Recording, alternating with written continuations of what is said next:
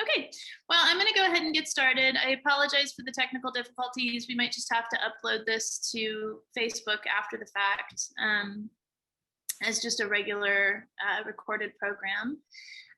But thank you everybody for joining us. This is a really wonderful turnout, and we will be sending a link with the recording of today's program after the lecture this afternoon. So I'm just going to go ahead and get started. I'm going to introduce Jennifer, and then I'm going to turn it over to her. So Jennifer Kim Sohn is a multimedia artist and activist whose work highlights the pressing issues of our time. Her art has been exhibited in New York, New Jersey, Maryland, and California. More recently, her work on biodiversity/extinction through the art and science collaborations was shown in the New York Hall of Science, the Pennington School, and in online exhibits for the Queens Chronicle and the E.O. Wilson Biodiversity Foundation. She's a current resident artist at Verge Center for the Arts in Sacramento. Immigrating from South Korea to the USA in the last year of high school, it took, and I'm sorry, Jennifer, is it Yunwen? Is that Chongwen. More than a decade to find her voice through her art. Commentaries of her American life as an immigrant, daily struggle as a mother, then as an advocate for a fairer world. Jennifer studied design and received her BFA from Carnegie Mellon University and her MFA from Stanford University. Her fiber work began after taking classes with Carol Beadle at the College of Marin. Juxtaposing domestic craft such as embroidery and paper felting against challenging current events, Jennifer's goal is to provide a quiet space for reflection and to inspire people to action.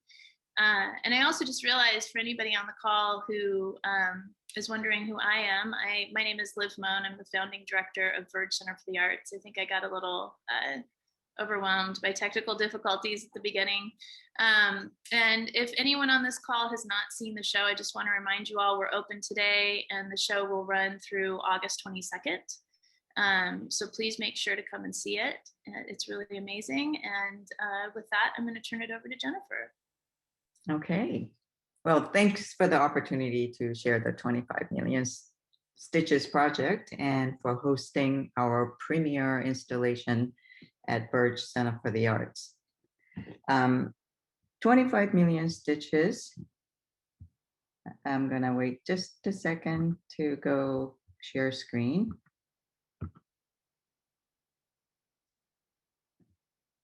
"25 Million Stitches, One Stitch, One Refugee" is a global participatory art activism project that I launched in May of 2019 to address the vast crisis of global displacement.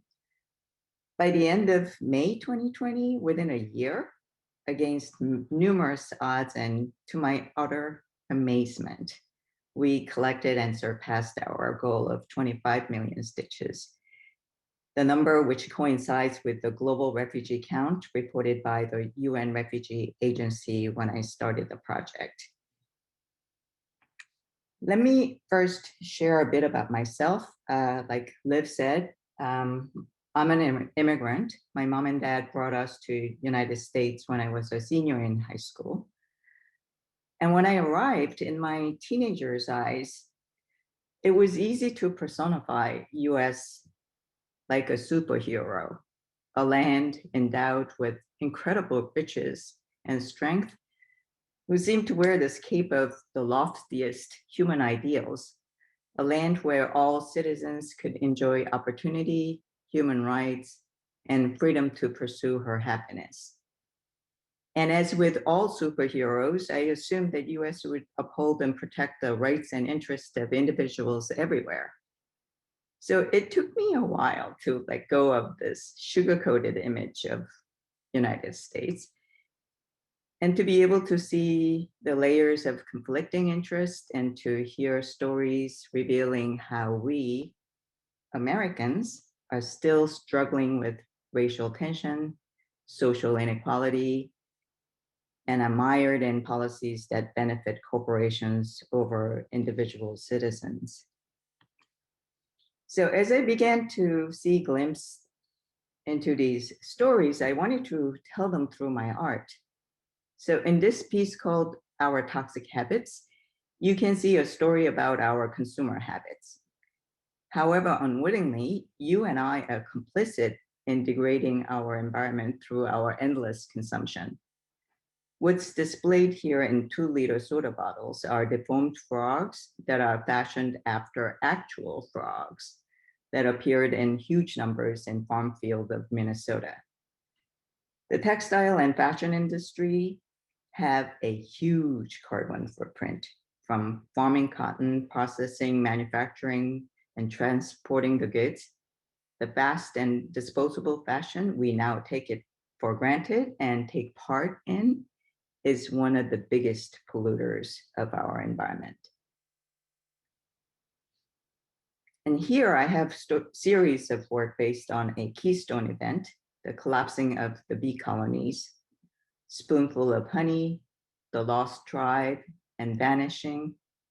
With these 3 work, I am trying to raise awareness about how the collapse of bee colonies has also been undermining human communities like traditional family farming.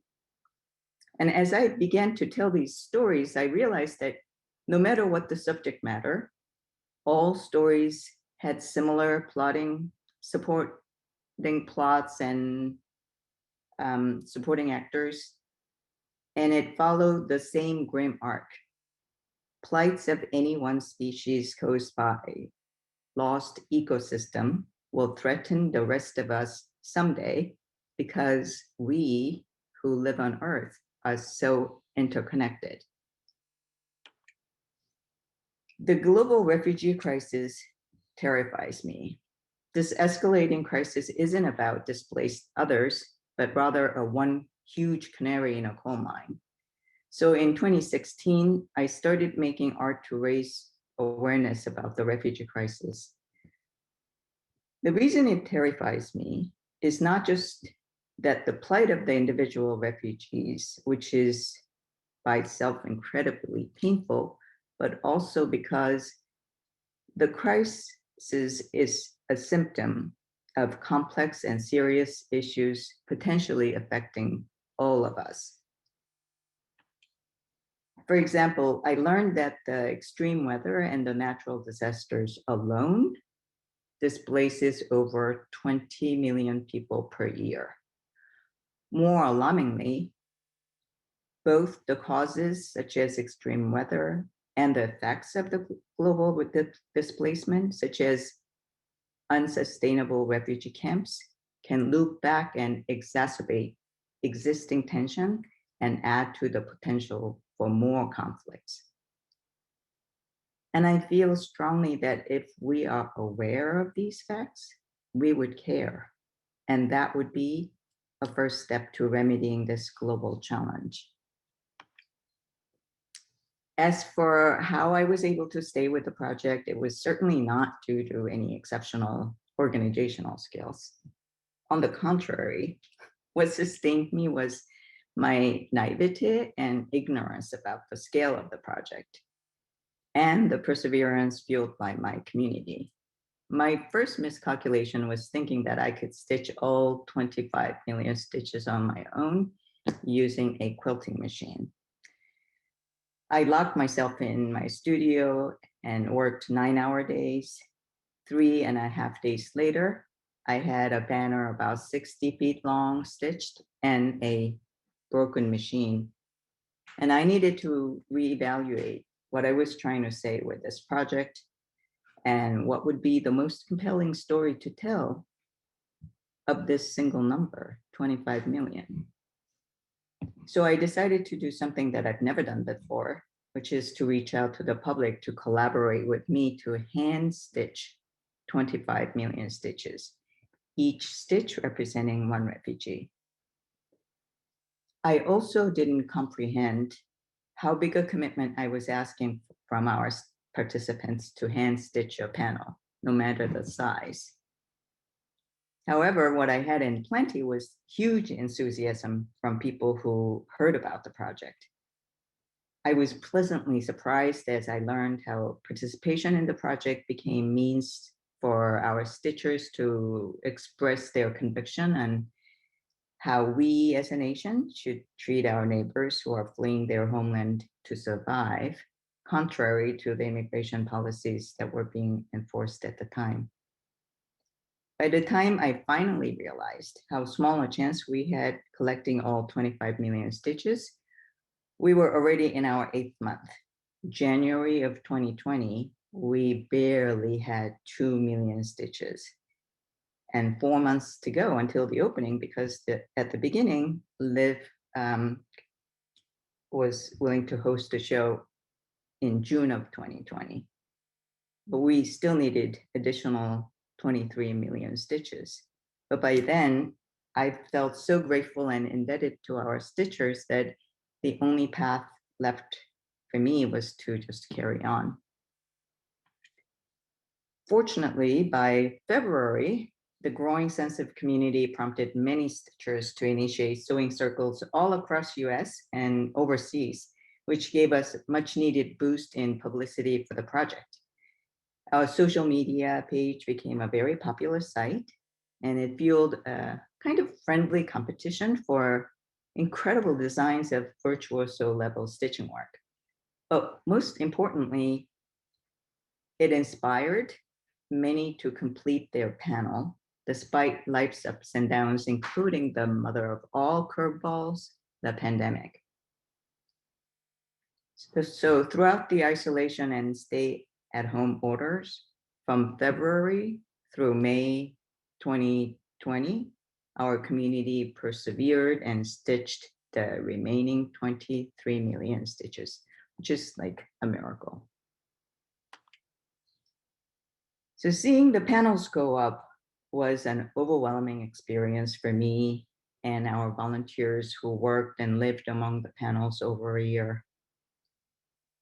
The scale of the installation, which directly mirrored the scale of the refugee crisis, really hit home. And we were also struck by the diversity of the imagery, despite the underlying messages more or less being the same: love and support for the refugees.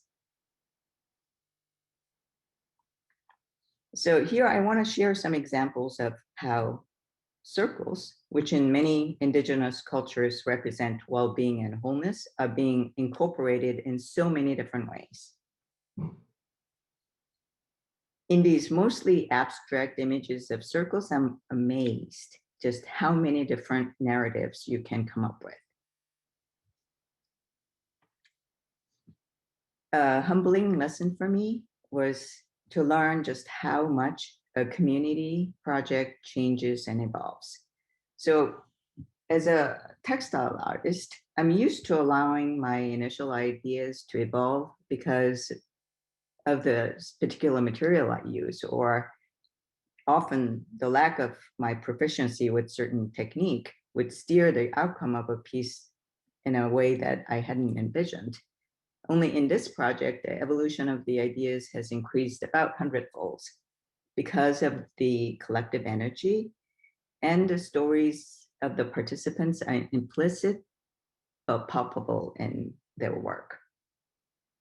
The initial variation of the simple running stitch ranged from cases of symbols being introduced very discreetly here and there, or the straight lines becoming more wave-like. Then they morphed to like pathways and rivers. And once we posted these panels on our social media site, we saw a huge creative explosion of symbols of hope, migration, home, and family, all of them so individual and diverse. So I see life pulsing through our exhibit. This installation is more poignant and beautiful because of the richness of individual differences. And together as a collection, it makes a strong testament of a community, solidarity, and hope. And finally, although the stitching is done, we can celebrate our achievement at this point. Our mission of raising awareness has just begun. I'm committed to have the show travel for next 5 years. and we're actively looking for installation venues. So if you have a contact with any museums and galleries, please connect us and we'll bring the show to you. Thanks for coming to the presentation, and ready for answer some questions. Thank you.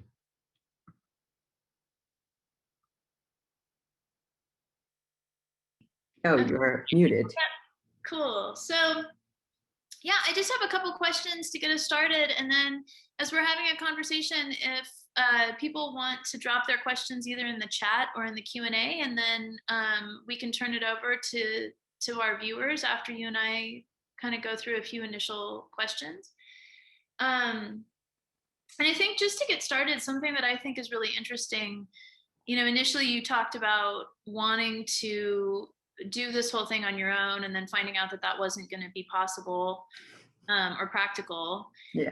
And, you know, something else, you know, once it became this collective effort, I don't know if anybody has asked you this, but some of the visitors that have come through the show have asked if you had any inspiration or awareness of the AIDS quilt and how you relate to those, to that kind of concept, you know, because I also think about the idea of collectivity and the personalization. You know, whenever you see the AIDS quilt, all of the individual families who have made a quilt, you know, that's part of the overwhelming power of that installation. And so I hadn't drawn those parallels until someone came in and asked about it. And the first person who asked about it, I thought, oh my gosh, that's such an interesting correlation. And I hadn't thought about it.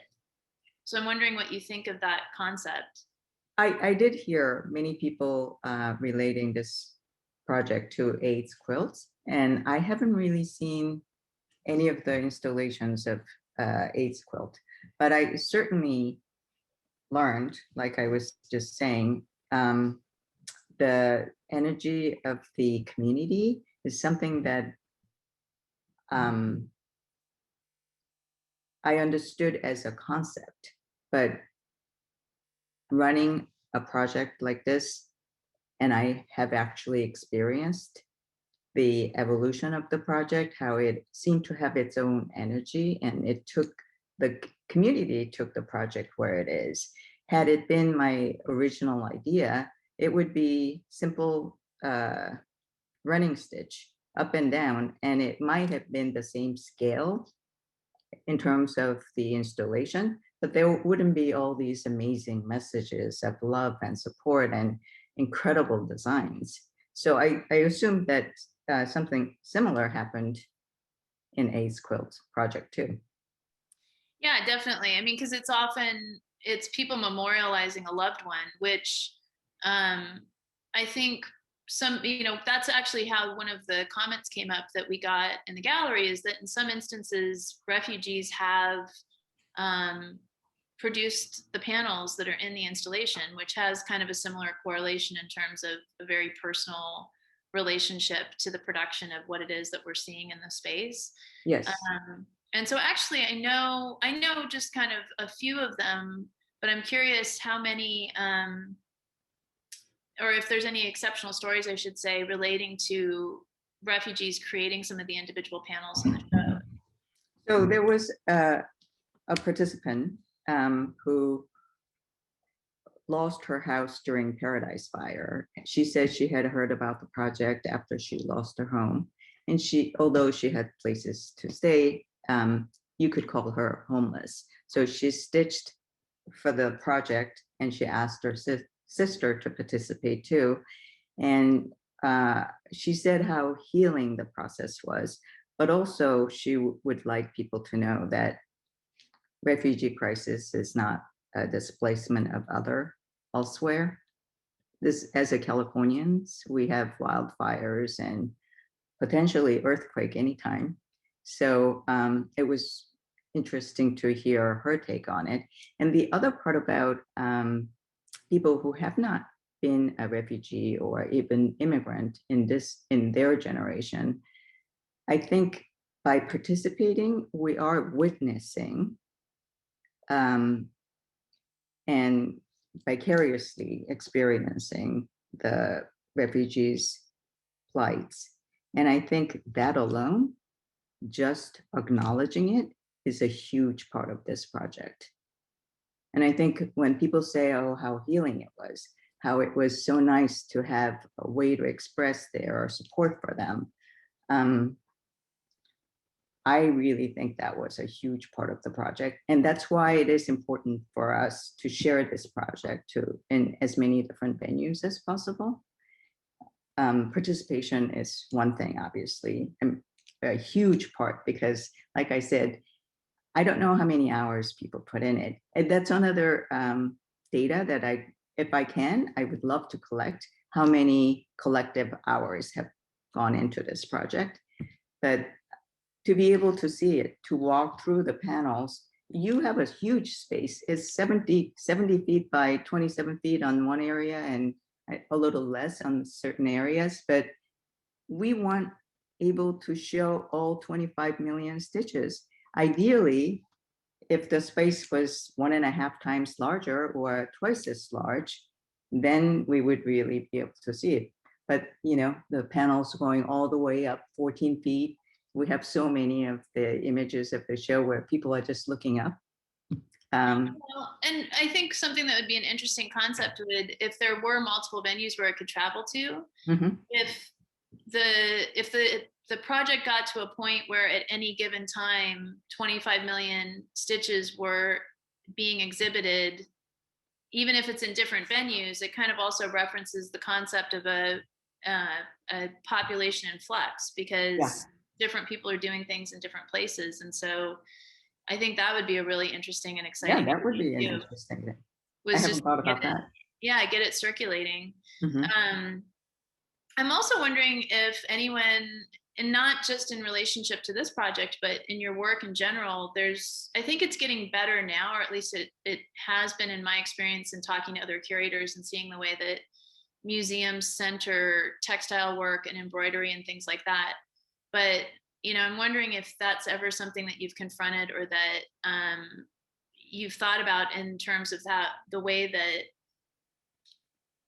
work like textile work and soft sculpture and things kind of gets classified as a woman's enterprise, or something that, because you're not making a big steel sculpture or a giant monolith or something. I mean, you're doing something that's seen as women's work. And so, I wonder if you've thought about that, or how you navigate that. Or yes, definitely. And I'm trying to have that work for these pieces that I make. I think it disarms people, because it's what your grandmother used to do. And even though the subject matter might be really inconvenient, challenging, and we have different opinions about refugees, you can approach the project like, oh, it's stitching. So I'm trying to lower the barrier that people have about certain issues and bring people together to be able to discuss this as just human beings. Well, and I think the thing that's also really cool about it is it's an accessible thing. I mean, anywhere you are, you could get needle and thread. I mean, that's something that you could do. And so it's a way that people could contribute to the conversation without having a specialized skill set or access to certain materials or anything like that. It's part of the project that I think is really interesting. That we have children as young as 5 and then people as old as 91 who participated in the project. There are many first-time stitchers. I mean, a lot of them seem like they are artists to begin with, so you can't tell from their panel that they've never stitched before. But that was one thing that I wanted, accessibility for everyone. And the other part was to have the show travel. It was so much easier for me to envision panels, rolled up fabric traveling than, say, a mark made on a piece of paper. Yeah, and I think that I think stitching can be so much more time consuming in some ways. And so just the commitment and the meditative process that someone was invested enough to do that, to spend the hours of time that it took to make that panel, is a statement in itself, especially once you aggregate everything that's in the room.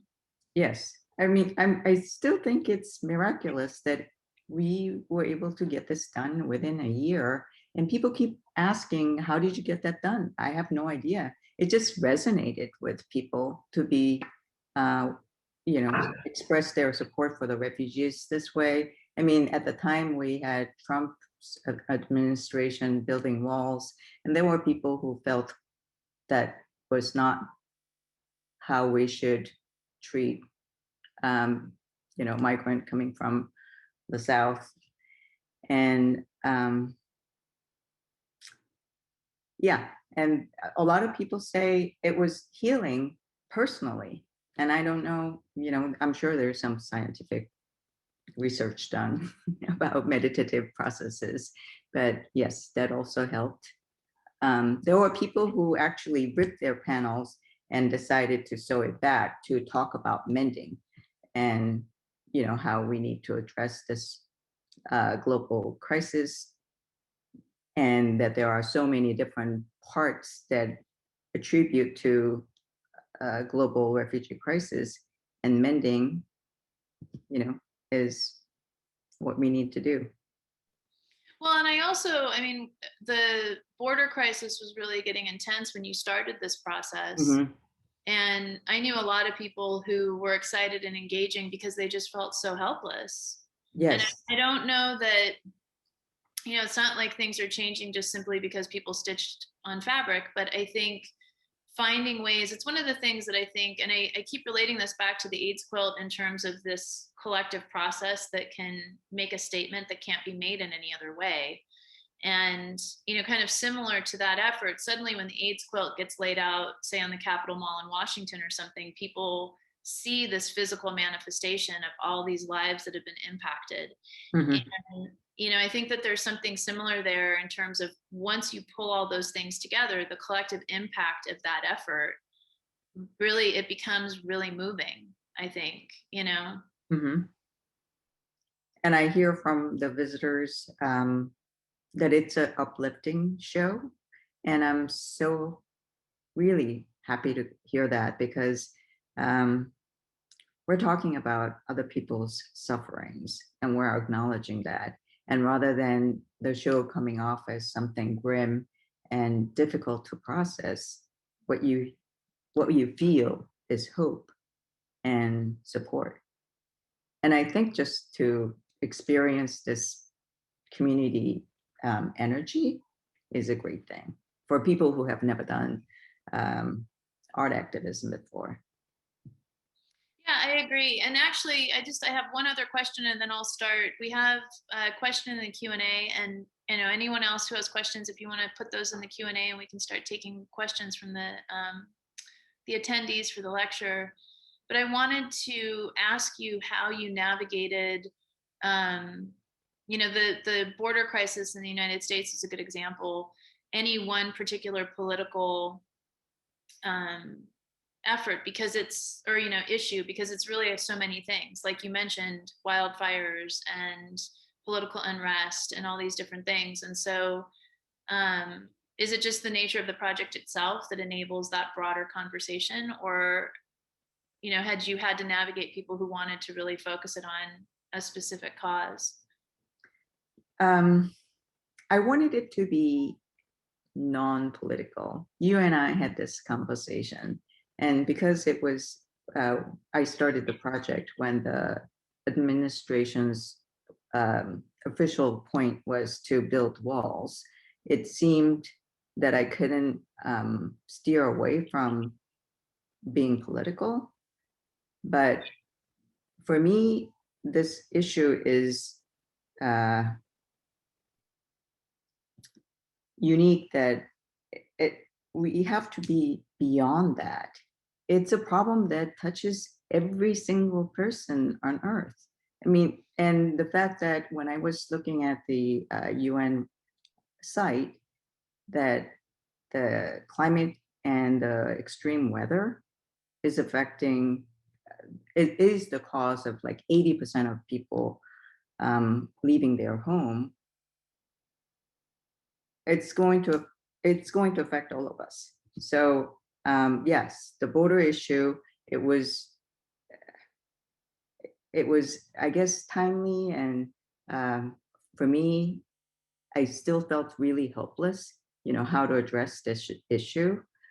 But I want it to be a platform to start a conversation. When people come to see the show, and when they leave with all these images in the back of their mind, I want them to look at the extreme weather a little more seriously, and not consider refugee issue as, oh, it's a problem that's happening to someone else. Well, and I think especially right now, we're seeing that with what's just happening up the hill from us. When we woke up this morning, my husband and I had two friends that were evacuated in Colfax. So, fortunately, one of them looks like their house is going to be okay, but I'm not sure about the other one. And so, that's really, really close. I'm actually surprised we're not seeing smoke this afternoon. So I'm going to move on to some of these questions. So I have one here from Christina Stevenson, who asks, I was struck by how you began your lecture referring to your own migration from South Korea to the United States when you were younger. Can you say more about how you identify as Asian American and how that identity might have motivated your concern for the environment and for the plight of refugees? I ask because I'm teaching an Asian American literature class for the first time this fall, and I'm trying to figure out some connections between activism and identity. I think the only thing that pops in my head is how, Asians are considered the model immigrant, and we don't really speak up. We try to really blend in and not make a fuss over racism and things. And I feel otherwise. I think racism against one person is racism against everyone. And that's why, as somebody who's Asian, and I'm like in senior population now, that I'm willing to stand up and make a stand for it. I don't think I quite answered your question, but that's the only thing I can think of. Well, there's an activist theme that has woven itself through a lot of your work. Oh, well, I come from a family of freedom fighters. When Korea was colonized by Japanese, the entire family kind of run the freedom fight against the Japanese. And so I think it's part of it is in my blood. Part of it is really being concerned about the world that we leave behind. I have 3 sons in their late 20s. And when we have a discussion about, oh, what do you want to be when you grow up? They're like, Mom, the world, we don't know what's going to happen. It's really tough for us to, plot a path and follow it. And it really is painful to hear that. I think that was actually true in many other generations, but I feel like we got to do something to start addressing that, at least acknowledge that there is a problem, not pretend that, the world is how it was when I was young. Well, I think in some ways that's one of the benefits of the nature of this project, because I think your efforts to not make it political or partisan, I think that there's sort of a quiet strength that comes out of a project that is so,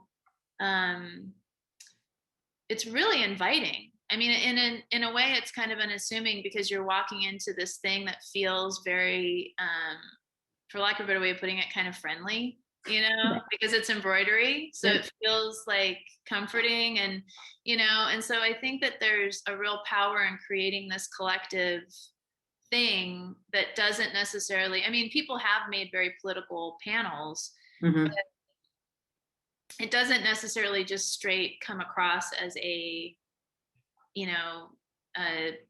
not like a yard sign or something, you know what I mean? Right. It has a kind of for lack of a better way of putting it, soft power, I think, that can be really, it can have a lot of impact over time. Yeah, and I also think there's that be the change that you want to be. Just because these people who participated invested so much of their lives into this. You know, it's not like just pulling up a picket sign that says one thing and confront the other side. It's about acknowledging other human being who is in a tough situation and wishing them well. And I mean, at when we first started, there were people who were asking, how is this project going to practically help refugees? But I think this is such a huge issue and people feel so helpless that you just want to push it away and, you know, we'll focus on what's on the news feed today, the headline today. But I think because this encompasses so many issues like climate change and political and religious strife, we need to deal with it. And it takes really sustained engagement, like the stitching itself, to work on this together. Yeah, I absolutely agree. And that actually leads to one of the questions that we got in the chat, which is where else will these panels be exhibited? But I think that's what you're currently working on, right? Yes. We got a interest from Arab American National Museum in Dearborn, Michigan. I hope it really comes through. We're trying to approach some places in Vancouver and Australia. Initially, we were going to take this show right away to Massachusetts. Unfortunately, either that's delayed or I hope it's delayed. And we have quite a bit of interest in San Diego area, but nothing is set in stone yet, which means my exhibition schedule is wide open. So if anybody has shows that fell through and they need last minute amazing show, we're here for you. And then I'm also curious, I mean, this is, I'm sure, taking up all of your brain space, and it has been for a long time. And I'm wondering if that has displaced other projects that you've wanted to pursue, and, you know, where has that left you? What do you? Yes, I have not done any of my personal work in a long time. And it's funny because I'm realizing that I have ADHD while since I started this project, because reading through an email is a real challenge for me. So organizing anything this scale is, it puts me outside of my comfort zone every single day. But then the other side is, if I can do a project like this and I'm so not organized, just about anybody can do it. And I think this is a great grassroots movement. And there's so many other issues that we can take up. Well, and I think also this present moment, I mean, the fact that you were able to stay focused on this and steward it through the last 18 months is really something, just because so many people have struggled with depression and anxiety and, you know, all sorts of challenges because of what we've lived through. And so, you know, there's been this recurrent theme that I've seen on social media between people saying, who did something productive during this downtime we had? And then other people saying, you know, if you just managed to survive, that in itself was doing something. And so I think the fact that you were able to focus on this and see it through its completion, because it would have been really easy to just be overwhelmed and be depressed and, you know, let this sort of fall apart just because of the circumstances we've been living through. Well, yeah, but getting each panel was like getting a shot of encouragement, because when you open the panel and you see how incredible the panels are, you just go, oh, yes, I can do this, because, you know, you're just living with this incredible energy.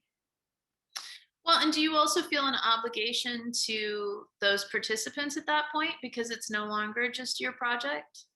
I don't think I'd be out here if I was promoting my work. I don't think I'm good at tooting my own horn. So yes, absolutely. And that's kind of, I mean, that's a pretty intense position to find yourself in because you I have all these people. I mean, you have 2,200 panels, right? Well, if anybody wants to take my place and store the project from now on, I'm happy to hand it over.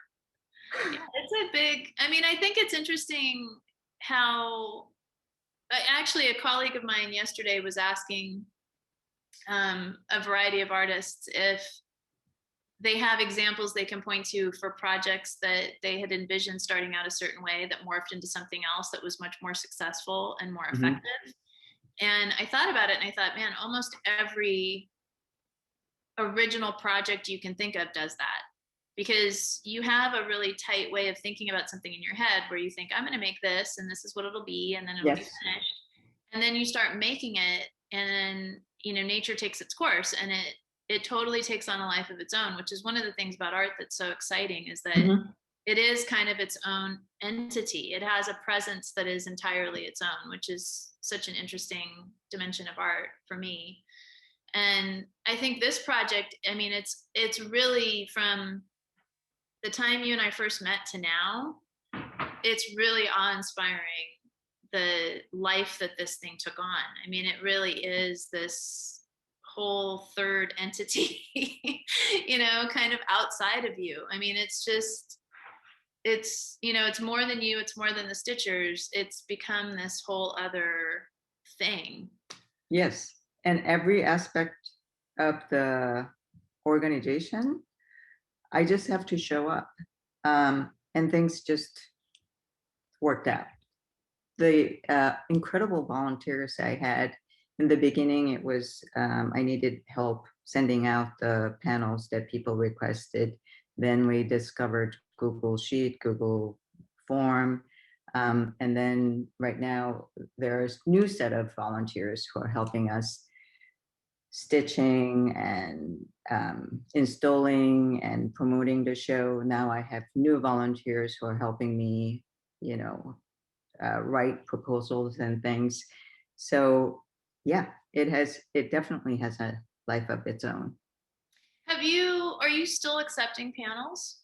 No, no, we have more than 25 million stitches. I know the global refugee counts have gone up to 26 million, which is unfortunate, but I think that's bound to happen because of extreme weather. Sea level has already risen so much.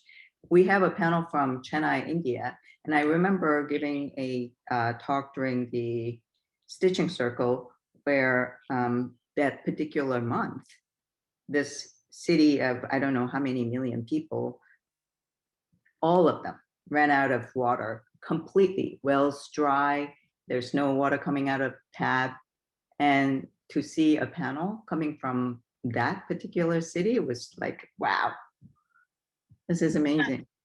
Yeah, it is. It's really humbling, and um it gets back to that thing you were talking about too. I think that like looking at all those flash floods that have been happening all over the world in the last Mhm. few weeks that have just been absolutely mind-boggling. And I think that by doing what you're doing and hopefully finding these venues for it to travel to, it does start to draw correlations, and then people stop and they go, oh yeah, well, we do have these fires happening very close to us, and there are these other things that are happening. So it's not just an over there problem. I think, Right, exactly. I mean, not only did you give an embodiment to it by having all those stitches there, but then by pulling all those different stories together, it also makes people think about it in a multidimensional way instead of it just being about one type of relocation. Yes. And the stories that came with the panels, I wish I could share them. Every single panel came with a little note, their name, how many stitches, once they realized that we were doing the stitch, I mean, counting ourselves. And then a little story like this one person said, there's 4 generations of our family who participated. And they said the youngest one is 6 months and she chewed on the thread. And then they used great grandmother's dish towel as the panel. So yeah, there are stories. And I think even if you don't know it, you kind of feel it. And people are saying, oh my gosh, these are alive. The panels are alive. And the other part of that about the show is whenever I'm trying to look for a particular panel to talk about, every single time I get lost. And that's something that these refugees must be going through with. Can you imagine like losing your family member, but losing your backpack or some essential part of your daily whatever lives. So well, and it's also something I wasn't expecting, but then made sense after I thought about it, is that when you go in the room, there's a smell. Oh yeah, I didn't notice that.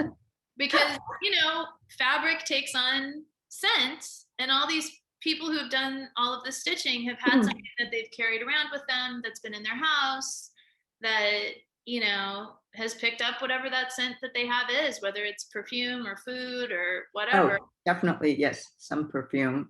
Yeah, and so that's the aggregate. I was not anticipating that. And like a couple days into the installation, I kept thinking, what is that? And I realized it's the smell of all the collective panels.